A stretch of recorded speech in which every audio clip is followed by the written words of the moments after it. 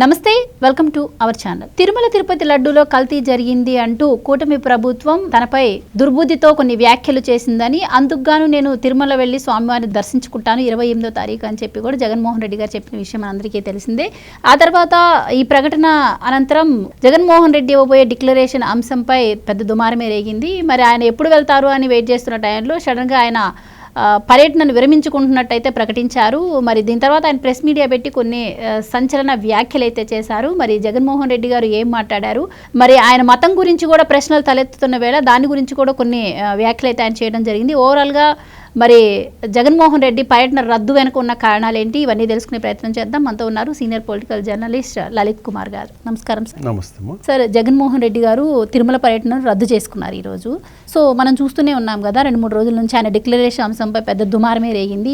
ఇచ్చేసి వెళ్ళాలి అని చెప్పి కూడా టీటీడీ బోర్డు కూడా నిర్ణయం అయితే తీసుకుంది. డిక్లరేషన్ ఇవ్వకపోతే కొండ మీదకి రానివ్వమని కూడా చెప్పారు. మరి వైసీపీ పార్టీ తరపు నుంచి చూసుకుంటే ఆ పార్టీ నాయకులు చాలామంది బయటకు వచ్చి జగన్మోహన్ రెడ్డి డిక్లరేషన్ ఇవ్వరు అని చెప్పి కూడా క్లియర్ కట్గా చెప్పేసిన పరిస్థితి. సో ఈ నేపథ్యంలో ఆయన పర్యటన అయితే రద్దు చేసుకున్నారు. ఆ రద్దు తర్వాత ఆయన ప్రెస్ మీట్ పెట్టి కొన్ని వ్యాఖ్యలు అయితే చేశారు. ముఖ్యంగా బయట నుంచి వస్తున్న డిక్లరేషన్ ఇవ్వలేదు అంటే ఆయన ఇంకా హిందువు కాదని ఒప్పేసుకున్నట్టే అని చెప్పి కూడా కొన్ని వ్యాఖ్యలు వస్తున్న టైంలో ఆయన ఒక మాట అయితే చెప్పడం జరిగింది. అది నేను మీకు చదివి వినిపిస్తాను, దాన్ని బట్టి మీరు మీ ఎక్స్ప్లెనేషన్ ఇవ్వండి. తన కులం మతం గురించి రాష్ట్రంలో ఎవరికీ తెలీదా అని జగన్మోహన్ రెడ్డి ప్రశ్నిస్తున్నారు. 4 గోడల మధ్య నేను బైబిల్ చదువుతా, తప్పేముంది? బయటకు వెళితే హిందూ సాంప్రదాయాలను, ఇస్లాం, సిక్కు మతాలను అనుసరిస్తా, గౌరవిస్తా. నా మతం మానవత్వం, డిక్లరేషన్లో రాసుకోండి. సెక్యులర్ దేశంలో గుడికి వెళ్లే వ్యక్తి మతం గురించి అడుగుతారా? ఇలాంటి పరిస్థితి ఉంటే దళితులు ఆలయాల్లోకి వెళ్ళగలరా అని ఆయన ప్రశ్నిస్తున్నారు. సో ఇప్పుడు అన్ని మతాలను గౌరవించాలని చెప్పి ఆయనే చెప్తున్నారు. మరి ఎందుకు ఆయన డిక్లరేషన్ ఇవ్వకుండా వెనక్కి దగ్గారంటే ఏం చెప్తారు? ఇక్కడ ఏంటంటే జగన్మోహన్ రెడ్డి గారి బాధ అంతా డిక్లరేషన్ ఇస్తే నేను క్రైస్తవుడిని అని చెప్పేసి ప్రత్యేకంగా చెప్పినట్లు అవుతుంది అని. ఆ డిక్లరేషన్ ఇవ్వకుండా ఉంటే కనుక ఇట్లా క్రైస్తవుడు హిందువుడు ఏదో ఒక రూపంలో ఉండిపోవచ్చు. అది పాయింట్అవుట్ కాదు. ఇప్పుడు ఒకసారి సిగ్నేచర్ చేశారనుకోండి, ఎందుకు సిగ్నేచర్ చేశాడు జగన్మోహన్ రెడ్డి గారు అంటే క్రైస్తవుడు కాబట్టి సిగ్నేచర్ చేశాడు అంటే హిందువుల మనసుల్లో ఏమొస్తుందంటే అతను క్రైస్తవుడు అనే భావనలో ఫిక్స్ అవుతారు సైకలాజికల్గా. అది జగన్మోహన్ రెడ్డి గారికి భయం. ఇక్కడ జగన్మోహన్ రెడ్డి గారు ఈ పర్యటన రద్దు వెనక ఉదయం భూమన కరుణాకర్ రెడ్డి గారు చేసిన ఛాలెంజ్ల వెనక పెద్ద కథే నడిచింది. ఈ భూమన కరుణాకర్ రెడ్డి గారు సంతకం చెయ్యం, దర్శనానికి వెళ్తాం, చేసుకుంటాం, వచ్చేస్తాం అని ప్రకటించారు. ఆ ఛాలెంజ్ వెనుక కొన్ని కోట్లాది మంది హిందువులంతా ఏం జరుగుతుందో అని చెప్పి ఉత్కంఠతో ఎదురు చూశారు. కానీ ఒకే ఒక ఫోన్ కాల్ జగన్మోహన్ రెడ్డి గారి తిరుమల పర్యటనకు బ్రేక్ వేసింది. ఆ ఫోన్ కాల్ ఎవరిది అని చెప్పాల్సింది జగన్మోహన్ రెడ్డి గారే, ఇంకెవరికి తెలియదు. ఆ అదృశ్య ఫోన్ కాల్ ఎవరిది? జగన్మోహన్ రెడ్డి గారు ఎందుకు హఠాత్తుగా పర్యటన రద్దు చేసుకున్నారు? ఉదయం ఛాలెంజ్లు చేశారు భూమన కరుణాకర్ రెడ్డి గారు, మాజీ టీటీడీ చైర్మన్. సాయంత్రానికి పర్యటన రద్దు చేసుకున్నారు. మీకు కాల్ చేసిన ఆ ఫోన్ కాల్ ఎక్కడి నుంచి వచ్చింది, ఎవరి నుంచి వచ్చింది, ఎందుకు హఠాత్తుగా మీరు నాది మానవత్వం అనేసి ప్రకటించాల్సి ప్రెస్లో చెప్పాల్సి వచ్చింది? అది జగన్మోహన్ రెడ్డి గారికి ఒక్కరికే తెలుసు. ఆయన ఎవరు ఏ ఫోన్ కాల్ వచ్చిందో ఆయన చెప్పకపోతే ఎవరికి తెలియదు. ఎక్కడి నుంచి ఫోన్ కాల్ ఏమొచ్చి ఉంటుంది అనేది కొంతమంది ఊహిస్తారు, కొంతమంది అది ఒక బేతాళ ప్రశ్న. ఎక్కడి నుంచి ఆ ఫోన్ కాల్ వచ్చింది? ఉదయం ఛాలెంజ్ చేసిన వాళ్ళు సాయంత్రానికంతా పర్యటన రద్దు చేసుకున్నారు. దేశమంతా కొన్ని కోట్ల మంది ప్రపంచ దేశాల్లో ఉన్న హిందువులంతా డిక్లరేషన్ మీద సంతకం చేస్తాడా చెయ్యడా, ఈ రెండిటి మీద చర్చ జరిగింది. ఎందుకు మా దేవాలయం మీదికి, మా దేవుని సన్నిధికి ఒక దైవంపైకి దాడికి వెళ్తున్నాడు, మా దైవంపైకి దాడికి వెళుతున్నట్టుగా భావించారు. జగన్మోహన్ రెడ్డి గారు కోట్లాది మంది ఆరాధించే తిరుమలేశుడు కొండపైకి దాడికి వెళుతున్నట్టుగా భావించారు. ఏం జరుగుతుందో ఉత్కంఠతతో చూశారు ఈ జగన్మోహన్ రెడ్డి గారి రద్దు ప్రకటన వచ్చేంత వరకు. అంత పట్టుదల ఎందుకు తీసుకోవాలి, ఎందుకు విరమించుకోవాలి అనే విషయం ఆయన కూడా ఒకసారి విశ్లేషించుకుంటే మంచిది. అంటే డిక్లరేషన్ అంశం ఇంత వివాదాస్పదం అవుతుందని ఊహించలేదంటారా జగన్మోహన్ రెడ్డి గారు? ఆయన నేను ఒక మాజీ ముఖ్యమంత్రిని అనే హోదాలో ఆ మూడ్లో ఉన్నాడు. నేను వెళితే నాకు ఎవరు అడ్డం చెప్పరు, నేను సంతకం పెట్టను. గతంలో ప్రభుత్వంలో ఉన్నప్పుడు కూడా డిక్లరేషన్ మీద సంతకం పెట్టినప్పుడు గతంలో ప్రభుత్వంలో లేక ముందు ఉన్నప్పుడు కూడా 2014 ఆ ప్రాంతంలో కూడా డిక్లరేషన్ పెట్టాలనే విషయం వచ్చినప్పుడు ఆ డిక్లరేషన్ కాపీ బుక్ని తీసుకొచ్చినప్పుడు పక్కకు తోసేశారు. ఆయన ఇక్కడ ఒక మాట చెప్తున్నారు ఏంటంటే, మా నాన్న 5 సంవత్సరాలు ముఖ్యమంత్రిగా పనిచేసినప్పుడు మేము ఎప్పుడూ పెట్టలేదు. అలాగే నేను కూడా పాదయాత్ర చేశాను ఒకనొక టైంలో. ఆ పాదయాత్ర పూర్తయిన తర్వాత నేను స్వయంగా కాలినడకన వెళ్ళి స్వామివారిని దర్శించుకొని వచ్చాను. నేను ఎప్పుడు కూడా డిక్లరేషన్ ఇవ్వలేదు. ఇప్పుడు ఎందుకు కొత్తగా డిక్లరేషన్ అని తెరపైకి తీసుకొచ్చారు అని చెప్పి ఆయన ప్రశ్నిస్తారు. చట్టంలో ఉంది కాబట్టి అడగలేదు, అప్పుడు అడగలేదు కాబట్టి ఇప్పుడు చేయను, ఇప్పుడు అడగకూడదనే రూల్ ఏం లేదు. అది యాక్చువల్గా టీటీడీ నియమ నిబంధనల ప్రకారం ఉన్నప్పుడు అప్పుడు ఎందుకు అడగలేదు ఏమిటో వాళ్ళని అడగాలి. అదే ప్రశ్న మీరు అప్పుడు వేసిండొచ్చు కదా. ఏమిటండి డిక్లరేషన్ చేసుకోకుండా నన్ను లోపలికి ఎందుకు పంపిస్తున్నారు, నా దగ్గర డిక్లరేషన్ తీసుకోవాలి కదా అని చెప్పి ఆ రోజు జగన్మోహన్ రెడ్డి గారు అడిగి ఉండొచ్చు కదా. ఆ రోజు ఎందుకు అడగలేదు? అది నిబంధన ఉంది కాబట్టి, ఆ ఇష్యూ బర్నింగ్ ఇష్యూ కాబట్టి ఆయన వచ్చేసి దేవుడి దగ్గర దర్శనం చేసుకుని ప్రమాణం చేస్తానన్నాడు కాబట్టి, ఆ లడ్డూ ఇష్యూ జరిగింది కాబట్టి ఎస్ రండి డిక్లరేషన్ మీద ఒక సైన్ చేసేసి దర్శనం చేసుకోండి అని చేసి చెప్పారు. ఆ టీడీపీ లీడర్ పయ్యావుల కేశవ్ గారు కూడా చెప్పారు. వెల్కమ్ అన్నాడు ఆయన హ్యాపీగా వచ్చి డిక్లరేషన్ మీద సంతకం చేసేసి దర్శనం చేసుకొని ఏం చెప్పదలుచుకున్నాడు చెప్పింటే ఇంకా బాగుండేది. ఎప్పుడైతే ఉదయాన్నే ఛాలెంజ్ చేశారో ఆ ఛాలెంజ్ కొన్ని గంటలు కూడా ఉండలేదు. ఒకే ఒక phone call the great YCP అధ్యక్షుడు జగన్మోహన్ రెడ్డి గారు ఆ తిరుమల కొండ ఎక్కకుండానే తన పర్యటన రద్దు చేసుకొని వెళ్ళిపోవాల్సిన పరిస్థితి. ఇప్పుడు ఏం తప్పేమిటండి, ఎందుకంత దాచిపెట్టాలి ఈ మతాన్ని? ఇప్పుడు ఎంఐఎం అసదుద్దీన్ ఓవైసీ గారు ఉన్నారు, మే ముస్లిం అంటాడు. హిందువులు ఉన్నాం, నేను హిందువునండి అంట. మీరు క్రైస్తవులు, నేను క్రైస్తవునండి అనండి. ఏం తప్పేముంది దాంట్లో? ఎందుకంత దాచిపెట్టుకో? ఇన్ని రోజులు కూడా ఓట్ల కోసం ప్రజలను మభ్యపెడుతూ ఉన్నారు. ఇటు స్వరూపానంద స్వామి తీసుకొచ్చి నేను గంగలో ముంచి ఆయన హిందువు చేశానని చెప్పారు, ఇటు నేను బైబిల్ చదువుతాను క్రిస్టియన్ అని చెప్పారు. సో 2 మతాల వాళ్ళు కూడా మభ్యపెట్టి ఇప్పటి వరకు లబ్ధి పొందారు రాజకీయంలో. సో ఇప్పుడేంటి, ఆయన మతం అనేది ఇప్పుడు ఆయన దగ్గరకు వచ్చి ఆయన టచ్ అయిపోతున్న టైంలో ఇప్పుడు వెళ్తే డిక్లరేషన్ ఇస్తే ఇటు వీళ్ళకి యాంటీ అయిపోతాను, ఇటు వీళ్ళకి యాంటీ అయిపోతానని చెప్పి ఆయన డ్రాప్ అయ్యారా అని కూడా సందేహం వస్తుంది చాలామందికి. ఇక్కడ ఏంటంటే హిందువులు ఏది కూడా ఏదో పోనీలే అది చాలా లైట్గా తీసుకుంటారు ఏదైనా విషయాన్ని. ఈరోజు కూడా హిందువులంతా ఈ లడ్డూ విషయం జరిగినప్పుడు వేరే క్యాస్ట్ అయితే కనుక, వేరే మతం అయి ఉంటే కనుక దేశవ్యాప్తంగానూ ప్రపంచవ్యాప్తంగానూ బర్న్ అయ్యేది ఇష్యూ.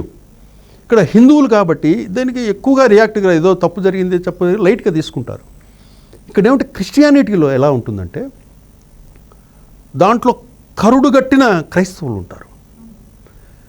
ఈ జగన్మోహన్ రెడ్డి గారి నా అంచనా ప్రకారం జగన్మోహన్ రెడ్డి గారు ఎక్కడైతే డిక్లరేషన్ మీద సంతకం చేస్తాడో, సంతకం చేసి దర్శనానికి వెళ్తారో, ఈ క్రైస్తవులంతా నాకు వేరు పడిపోతారు, ఈ క్రైస్తవులు దూరం అవుతారు, హిందువులైతే పట్టించుకోరు,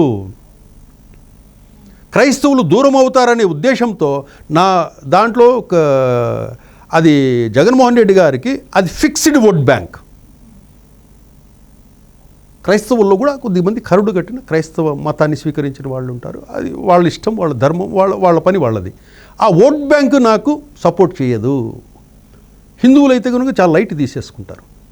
ఇప్పుడు నేను అక్కడ సిగ్నేచర్ చేసి ఐఎమ్ క్రిస్టియన్ అని రాసి దర్శనానికి వెళ్ళొస్తూనే వీళ్ళు దూరం అవుతారనే ఉద్దేశంతో దాని మీద సిగ్నేచర్ పెట్టడానికి వెనకడుగు వేశాడని మనం చెప్పచ్చు. సో ఇప్పుడు మరి ఆయన డిక్లరేషన్ మీద సైన్ పెట్టకుండా ఒక చిన్న ప్రెస్ మీట్ పెట్టి నా మతం గురించి ఇప్పుడు రైస్ చేస్తుండ్రు, నా మతం మానవత్వం అని చెప్పేసి ఒక చిన్న డైలాగ్ చెప్పేస్తే అయిపోద్ది అంటారు. కాదండి, డైరెక్ట్ ఎప్పుడు కూడా జగన్మోహన్ రెడ్డి గారి దగ్గర క్వశ్చన్ టు ఆన్సర్ ఉండదు. ఇప్పుడు వరకు స్వతహాగా ఒక ప్రెస్ మీట్ పెట్టమనండి, ఓడిన తర్వాత డైరెక్ట్ ఒక ప్రెస్ మీట్ పెట్టమనండి, విలేకరుల ప్రశ్నలకు సమాధానం చెప్పమనండి, పెట్టలేదు. విలేకరుల సమావేశం అంటే వాళ్ళకి కావాల్సిన 3-4 విలేకరులు పిలిపించుకుంటారు. ఆయన అదే చెప్తాడు, వాళ్ళ ప్రశ్నలు ఉండవు. ఈయన ఏం చెప్పదలుచుకుంటాడో ఆయన చెప్పేస్తాడు, వెళ్ళిపోతాడు. ఇప్పటికైనా ఒక ప్రెస్ మీట్ పెట్టమనండి. ప్రెస్ మీట్ అంటే ఏంటి? ప్రజల ముందుకు రావటమే. విలేకరులను పిలిపించండి. ఇప్పుడు చంద్రబాబు నాయుడు గారు పిలిపిస్తారు, లోకేష్ గారు పిలిపిస్తారు, పవన్ కళ్యాణ్ గారు పిలిపిస్తారు, కేఏ పాల్ పిలిపిస్తారు, షర్మిల గారు పిలిపిస్తారు, ప్రెస్ మీట్లు పెడతారు, మీడియాతో మాట్లాడతారు, వాళ్ళు ప్రశ్నలు వేస్తే వాళ్ళ ప్రశ్నలకు సమాధానం చెప్తారు, ఇంకా ఏమైనా సమస్యలు ఉన్నాయో చెప్పండి నా దృష్టికి తీసుకురండి అని చెప్తారు. అందరూ చెప్తారు కానీ ప్రెస్ మీట్ పెట్టని ఏకైక పొలిటీషియన్ జగన్మోహన్ రెడ్డి గారు. గెలిచిన తర్వాత ప్రెస్ మీట్ ఓపెన్గా పబ్లిక్ ప్రెస్ మీట్ పెట్టింది లేదు, ఓడిపోయిన తర్వాత కూడా పెట్టింది లేదు. మీరు పెడితే కదా సమస్యలు ఏముండేటి మీకు తెలిసేది. 4 ప్రశ్నలు వేస్తేనే కదా దానికి సమాధానం దొరికేది. ఇక్కడ డైరెక్ట్ క్వశ్చన్కి ఆన్సర్ ఉండదు జగన్మోహన్ రెడ్డి గారి దగ్గర. కాబట్టి ప్రశ్న అడుగుతూనే దాన్ని సందులు గొంతులు తిప్పేసి డిఫరెంట్ అర్థాన్ని ఒకటి డైలాగ్ స్క్రిప్టెడ్ అది. ఆ స్క్రిప్టెడ్ వచ్చినప్పుడు ఏం చేస్తారంటే ఆ స్క్రిప్ట్లో ఏవైతే ఉందో చెప్తాడు అంతే. నీ మతం ఏది అన్నాం అనుకో మానవత్వం అంటాడు. నీ కులం ఏది అన్నాం అనుకో దానికి ఏదో ఒక పంచ్ లాంటిది ఏదో ఒకటి చెప్పేస్తాడు. అంటే ఇప్పుడు మీరన్నట్టు ఈ డిక్లరేషన్ అంశం ఏదైతే ఉందో ఇది వివాదాస్పదంగా మారి ఉత్కంఠ రేగుతున్న టైంలో ఆయన దాన్ని విరమించుకున్నారు. సో దానికి ఆయన రీజన్స్ ఏవేవో చెప్తాను. నాకు నోటీసులు ఇచ్చారు, వెళ్తే అరెస్ట్ చేస్తామన్నారు, పక్క రాష్ట్రాల నుంచి బీజేపీ వాళ్ళు మనుషుల్ని తెప్పించారు, నా మీద భౌతిక దాడి జరిగే అవకాశం ఉంది, అందుకే విరమించుకున్నాను, ఇట్లా చాలా రకాల మాటలైతే ఆయన మాట్లాడుతూ ఉన్నారు. ఎప్పుడు ఈ సెక్షన్ 30 ఎప్పుడు అమలు చేయలేదు, ఇప్పుడు కొత్తగా అంటే నేను ఒక మాజీ సీఎంగా స్వామివారిని దర్శించుకునే హక్కు నాకు లేదా, ఇట్లా ఆయనకి తోచినవేవో మాట్లాడడం జరిగింది. సెక్షన్ 30 గురించి చెప్తున్నారు. అమరావతి రైతులు దీక్షలు చేసేటప్పుడు కానీ పాదయాత్రలు తిరుమలకు పాదయాత్రగా వచ్చేటప్పుడు కానీ మీరేం సెక్షన్లు పెట్టారండి? మీరు ఏం యాక్టులు పెట్టారు? పోలీస్ యాక్టులు మీరు ఏమేం చేశారో ఒకసారి లిస్ట్ తీసుకుని ఒకసారి గుర్తు చేసుకోండి. ఇంకో విషయం ఏంటంటే కూటమి వాళ్ళు తిరుపతిలో జగన్మోహన్ రెడ్డి గారిని అడ్డుకోకండి అని స్ట్రిక్ట్ ఇన్స్ట్రక్షన్స్ ఉన్నాయి తెలుసా. మీరు స్పందించద్దండి, తను వెళతాడు, అది టీటీడీ చూసుకుంటుంది, నియమ నిబంధనలు ఏమిటి దాని ప్రకారం వాళ్ళు చూసుకుంటారు, అది మన పని కాదు. ప్రభుత్వ పరిధిలో ఆ టీటీడీ వాళ్ళు ఉన్నారు, ఈఓ ఉన్నాడు, వీళ్ళంతా ఉన్నారు, వాళ్ళు చూసుకుంటారు. నియమ నిబంధనలు ఉన్నాయి, దాని ప్రాసెస్ ఎలా చేయాలి వాళ్ళు చూసుకుంటారు. మీరు అడ్డుకోవద్దని స్ట్రిక్ట్ ఇన్స్ట్రక్షన్స్ కూడా ఉన్నాయి సీఎం గారి. ఇంకా వాళ్ళు అడ్డుకోవడానికి, కుట్ర చేయడానికి, దాడులు చేయడానికి ఆస్కారం ఎక్కడుంది? పవన్ కళ్యాణ్ గారు కూడా వాళ్ళ క్యాడర్ కూడా చెప్పేసాడు. సో మీరు అన్నట్టు పవన్ కళ్యాణ్ గారు ఈ జరిగిన అపచారానికి దీక్ష చేస్తుంటే వాళ్ళు తప్పు చేశారు కాబట్టి దీక్ష చేస్తున్నారు అన్నారు. ఆ తర్వాత మరి ఇప్పుడు బాబు గారు తప్పు చేశారు కాబట్టి నేను కూడా తిరుమల పర్యటనకి వెళ్తున్నా అని చెప్పారు. సో మొత్తానికి వెళ్తానన్న పర్యటన రద్దు చేసుకున్నారు. సో డిక్లరేషన్ అయితే ఇవ్వకుండా తప్పించుకున్నారు. సో ఇప్పుడు మరి ఏపీ ప్రజలు ఎలా అర్థం చేసుకోవాలంటారు? ఫైనల్గా మీరు చెప్పండి. ఆయన క్రిస్టియన్ అనుకోవాలా, హిందూ అనుకోవాలా? ఏపీ ప్రజలు ఎలా తీసుకోవాలంటారు దీన్ని? ఇక్కడ అతను డిక్లరేషను ఇవ్వాల్సి వస్తుందా, అది తన ఈగో సాటిస్ఫాక్షన్కో లేకపోతే నేను అన్నట్లు ఒక వర్గం వేరవుతుందనో లేదా ఇతర కారణాలు నేను చెప్పాను. అది ఇవి అయ్యి ఉండవు నాకు తెలిసి.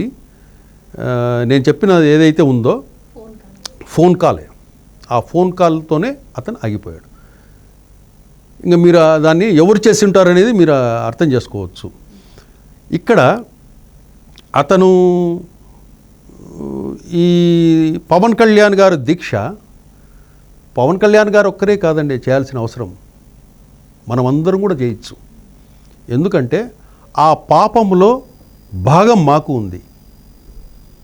ఎందుకంటే గత ఎన్నికల్లో ఎంతోమంది హిందువులు ఓట్లేసి 151 సీట్లు ఇచ్చి జగన్మోహన్ రెడ్డి గారిని సీఎం చేశారు. ఆయన హయాంలో జరిగింది కాబట్టి అప్పుడు ఓట్లేసిన వాళ్ళందరూ కూడా ప్రాయశ్చిత్తం చేసుకోవాల్సిందే. రైట్. మీరు ఓటర్ల గురించి తీశారు కాబట్టి ఒక మాట, రేపు ఆయన ఏ మొహం పెట్టుకుని బయటకు వస్తారు? రేపు ప్రజలకి ఏం సమాధానం చెప్తారు? అసలు ఎవరిని మభ్య పెడతారు? రేపు అసలు ఆయన పరిస్థితి ఏంటంటారు? ఏం చెప్తారు బయటకు వస్తే? రేపు ఎవరైనా కూడా ఇది హిందువులకు సంబంధించి మనోభావాలు, అది మర్చిపోలేని సంఘటన. ఏ హిందువు ఈ జనరేషన్లో ఉన్నవాడు, ఈ జనరేషన్లో లడ్డు ఎవడైతే తిన్నాడో వాడందరికి కూడా ఈ అంశం గుర్తుండిపోతుంది. అంటే ఇంకో 20-30 సంవత్సరాలు కూడా ఈ విషయాన్ని రీకలెక్ట్ చేసుకుంటూనే ఉంటారు. తిరుమల అంటేనే ఈ లడ్డు ఇష్యూ వస్తుంది, తిరుమల అంటూనే ఈ లడ్డు ఇష్యూ. ఇది తరతరాలు ఇంకొద్ది రోజులు పోతే కనుక అప్పట్లో ఇంకో 100 సంవత్సరాలు పోయిన తర్వాత కూడా 100 సంవత్సరాల క్రితం ఒకసారి కల్తీ జరిగిందంట అని చెప్పుకుంటుంటారు. అంత మనసుల్లో ఫిక్స్ అయిపోయింది ఇది. కాబట్టి ఎవరైనా దీక్ష చేయొచ్చు.